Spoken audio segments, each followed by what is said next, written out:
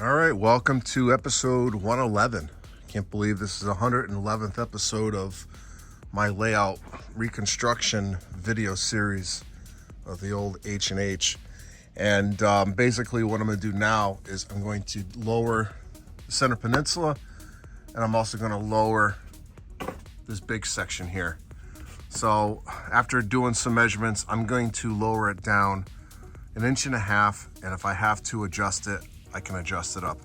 But for now, it's got to come down 1.5 inches for it to meet with everything else. So I'm going to start with the center peninsula. I'm going to cut the pieces. So I have to cut 7 or 6 of these. Let me see. 1, 2, 3, 4, 5. I got 6 I have to cut. So I'm going to cut these, and then just to show you what I'm going to do on this side here, I have these blocks that I put in to raise it up. I'm going to take these blocks off, and then I'm also going to take off 3/4 inch off this here, and just drop it all down. So I'm going to have to do this all the way down and then put new cross members in. So let me go upstairs, let me get these cross members cut, and then we're going to start taking apart the tabletop, which is not even screwed down. It's got to pull all the stuff off the top and just take it off. So this process itself for the center peninsula, it shouldn't take that long. It's just more of just taking things off, cutting it, and putting everything back on. So let me get this process started, and then I'll show you some more updates.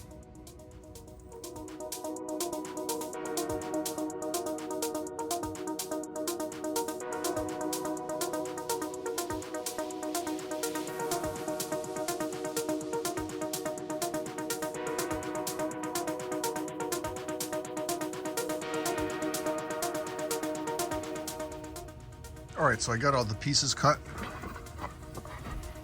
Now these are going to replace the cross members right there.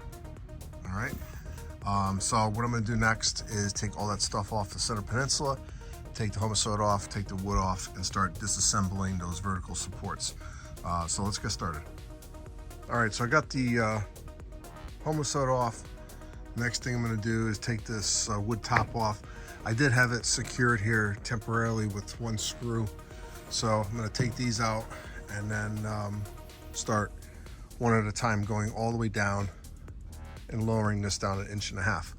So let me get started. All right, guys, so I was able to take the rest of the vertical supports out, and this looks terrible. I got all my tools, my pile of tools, my little tool crib that's underneath the layout. I got my lights are down. I got to get this done. But what I decided to do was to cut all these in batches. It's just going to save me time walking up and down the stairs. So when I come back, I'll get the rest of these in, and then hopefully get the tabletop back on. Now it is Friday, the 23rd. So I'm hoping to have, excuse me, this done by the end of the weekend. So I'm probably gonna have to take a couple more lights down here and there. But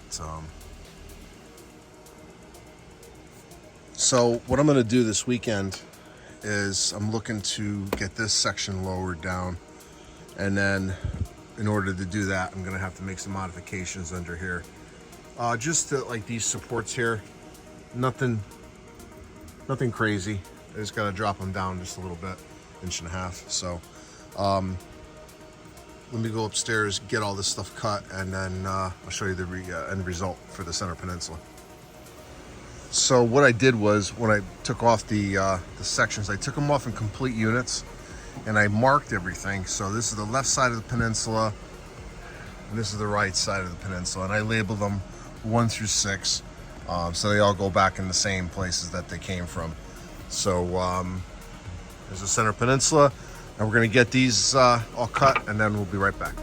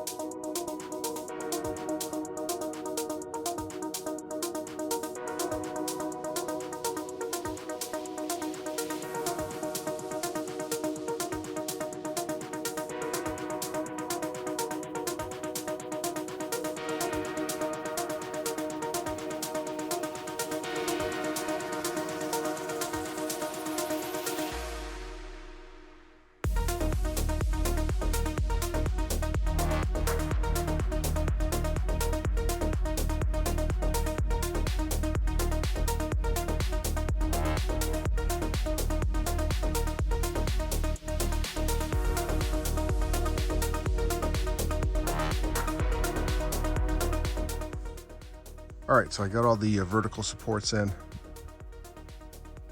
Everything is measured up, level, and the next step is to put the tabletop back on. I'm going to put these lights up over the weekend, but I have to get new hooks. These are too short now, so I'm gonna have to get longer ones. So next step is let me get this tabletop back on, and then I'll give you another update.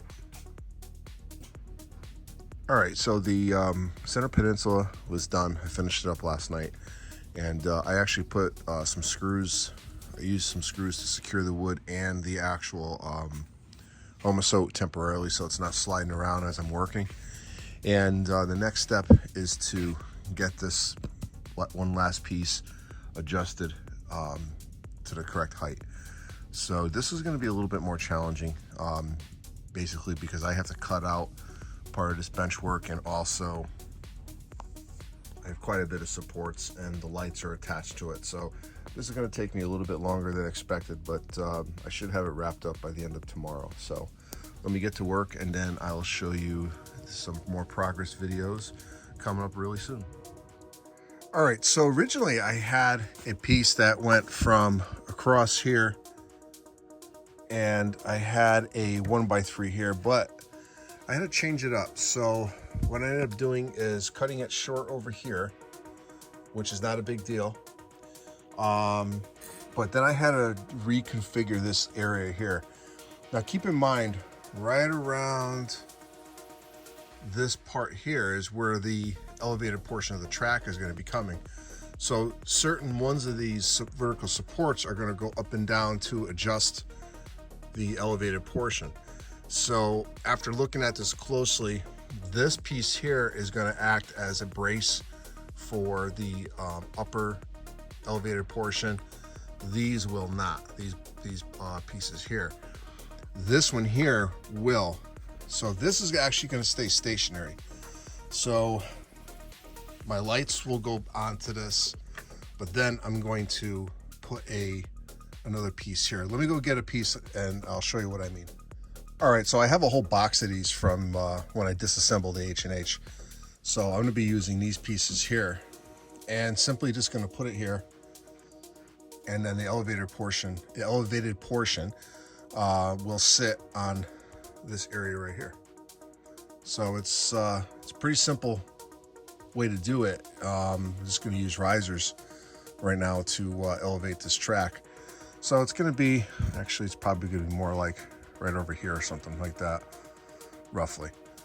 So I'll have one piece here, I'll have a support here, and then once it comes into here, I can use this one as a support, and then as it curves around, there's going to be supports over here. There's probably going to be another one over here. But once all this comes together, you'll see what I mean. So I'm going to continue on getting this section lowered down. It's taking, it's not that hard. It's just I have to really think about how I'm going to drop all this down. So let me continue my work, and then I'll show you some more progress. All right, so I was able to lower all these pieces, and it looks a little over-engineered, but it's really not. What I did is I added this piece here, so when the elevated track comes up, I'll be able to brace it like from here as such, and I can slowly raise it and lower it as needed. And same thing with here. This will be another area where I'm going to have these lifting up the elevated portion and all the way down. All right, so the next step is I'm going to get this piece of 4x8 sheet back in place, and what I'm going to have to do is I'm going to have to trim off about 1.5 inches to 2 inches off the end. So let me get this in position. I'm going to trim this, and then I'll show you the end result. We'll be right back. All right, so what I'm doing right now is I'm securing the new benchwork, the tabletop that I put in actually, temporarily, just so I can fit the 4x8 sheet. So not only am I tacking down the plywood, but I'm temporarily tacking down the homosote as well. So as you can tell, it's about 2 inches that I have to take off. So I'm going to use my Dremel saw to cut the wood. I'm probably going to use a snap blade to cut the homosote. The homosote makes a terrible mess, and I don't want to fill my basement with dust. The other thing I have to do is take this corner off, because this corner is actually going over there. So I'll show you that in a minute.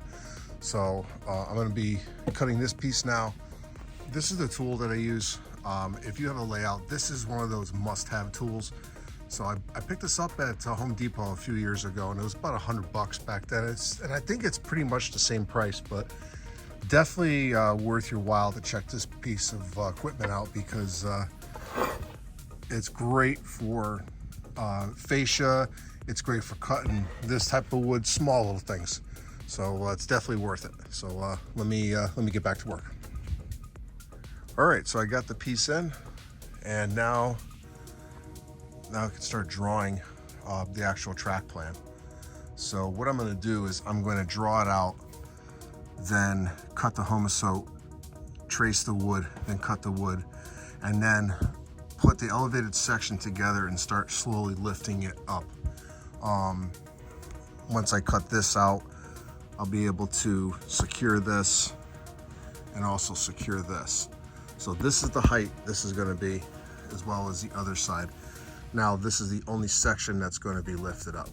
So I got the center peninsula ready to go, and then I cut this corner off, and then obviously I got the homosote ready for here. So now once I get this set up, then I'll start tackling this piece of bench work here, because this is needs to be modified, obviously. So we're looking good, but let me just show you one last thing before I end this layout update. I want to show you what the corner piece is going to look like.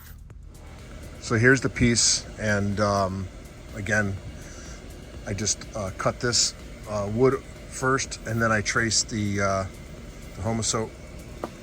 So this is going to go right here, just to bump it out. So I have, I'm going to have tracks on the ground here, so when they come around the corner, I don't have such a sharp corner there. I can just add a little bit more real estate here. Now the only issue with that is it takes away from the scenery below, but I'm going to put a series of buildings down here in a tunnel. So, but that's for a future video. So I hope you enjoyed this layout update number 111 on the continuing mainline construction.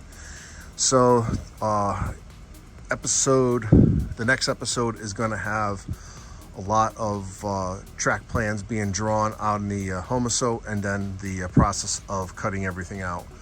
So I hope you enjoyed this layout update. This is Ron, New Haven Rails. If you haven't already, please subscribe, hit the like button, leave a comment. I try to respond to most comments that folks leave. So if you haven't already, please subscribe, thumbs up, and hope you enjoyed this video. So this is Ron, New Haven Rails. Thanks for watching. See you at the next layout update.